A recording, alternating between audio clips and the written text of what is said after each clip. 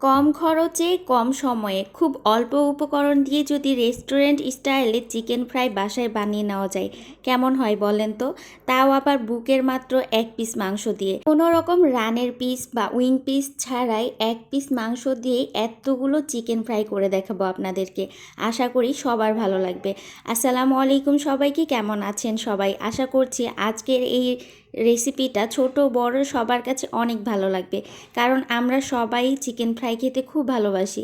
তো এখানে আমি বুকের মাংসগুলোকে খুব ভালো করে ছোট ছোট করে কেটে নিয়েছি, একটু লম্বাটে করে কেটেছি। এখানে 4 কোনা করে কাটলেও হবে, যার যেরকম পছন্দ অনুযায়ী। তারপরে এখানে 1 কাপ ময়দা নিয়ে নিয়েছি, তারপরে দিয়ে দিলাম স্বাদ মতো লবণ, দিয়ে নিলাম চাট মশলা। এখানে ম্যাজিক মশলা ব্যবহার করলেও হবে, তবে আমার বানানো চাট মশলা ব্যবহার করলাম। দিয়ে দিলাম সামান্য পরিমাণ হলুদের গুঁড়া, মরিচের গুঁড়া। তারপরে সবগুলো উপকরণ খুব ভালো করে হাত দিয়ে মাখিয়ে নিব। সবগুলো উপকরণ যখন খুব ভালোভাবে মাখানো হয়ে যাবে, তারপরে আমি এখানে ব্যবহার করব পানি। খুব অল্প পরিমাণে পানি দিয়ে এইভাবে হাত দিয়ে দলা পাকিয়ে নিব কিছু আটাতে। প্রায় 2 বার আমি এভাবে পানি দিয়েছিলাম। কিছু আটা এখন দলা পেকে গেছে। এই দলা পাকা আটাটা আমি খুব ভালো করে ছেঁকে নিব।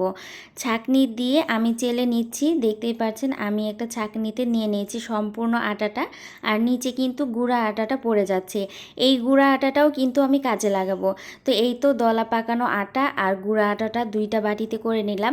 গুঁড়া আটাটা এখন আমি খুব ভালো করে পানির সাহায্যে বেসনের মতো করে গুলিয়ে নিব। তো দেখতেই পাচ্ছেন বেসনের পরিবর্তে আমি এখানে আটা ব্যবহার করেছি। কোনো রকম আটাগুলো আমি নষ্ট করিনি।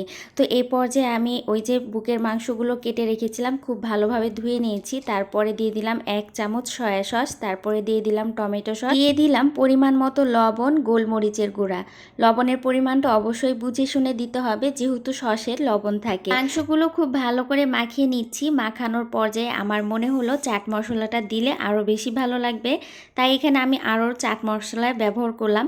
আর এই চাট মশলাতে আমি কি কি উপকরণ ব্যবহার করেছি তা আপনাদেরকে একটু পরেই জানিয়ে দিচ্ছি। তারপরে এই তো মাংসটা খুব ভালো করে ম্যারিনেট করা হয়ে গেছে, খুব বেশিক্ষণ রাখার প্রয়োজন নেই, আমি সাথে সাথে ভেজে নিয়েছি। তারপরে ওই তো বেসনের মতো করে যে আটাটা গুলিয়ে নিলাম, প্রথমে ওই আটাটাতে মাংসটা কোট করে নিতে হবে। তারপরে এই তো দলা পাকা আটাতে দিয়ে মাংসটা খুব ভালো করে কোট করে নিচ্ছি। তো দেখতেই পাচ্ছেন প্রসেসিংটা কতটা সহজ আর কতটা ইজি। একেবারে এইরকম করলে রেস্টুরেন্ট স্টাইলেই মচমচে চিকেন ফ্রাই হবে। তারপরে এই তো এখন আমি তেলে ভাজতে চলে গেছি। তেলটা যখন গরম হয়ে গেছে তখন আমি কিন্তু এই চিকেন ফ্রাইগুলো দিয়ে নিয়েছি। চিকেন ফ্রাইগুলো এখন খুব ডিপ করে ভেজে নিব, অবশ্যই ডিপ করে ভেজে নিতে হবে, তাহলে বুঝতে পারবেন চিকেন ফ্রাইয়ের আসল মজাটা। তো দেখতেই পাচ্ছেন আমি খুব ভালো করে এখন ভেজে নিয়েছি। তার সাথে সাথে আরও কিছু চিকেন ফ্রাই ভাজতে দিয়ে নিয়েছি। এগুলো ভেজে আর আপনাদেরকে দেখাবো না, যেহেতু লং ভিডিও দেখা আমাদের কারোই ধৈর্য থাকে না। তো এই তো আমি সবগুলো চিকেন ফ্রাই খুব ডিপ করে ভেজে নেওয়ার পরে উঠিয়ে নিয়েছি। আর এই দিকে আমি মেয়োনিজের পরিবর্তে একটা চাটনি বানিয়ে নিয়েছি। যদি এই চাটনির ভিডিওটা দেখতে চান তাহলে অবশ্যই কমেন্ট বক্সে জানাবেন। তারপরে এই তো দেখিয়ে দিচ্ছি কতটা ক্রিস্পি হয়েছে আজকের এই চিকেন ফ্রাইগুলো। তো আজকের ভিডিওটা কেমন লেগেছে অবশ্যই জানাবেন। ভালো লাগলে অবশ্যই লাইক কমেন্ট শেয়ার দিয়ে পাশে থাকবেন। তো আজকের মতো এই পর্যন্তই।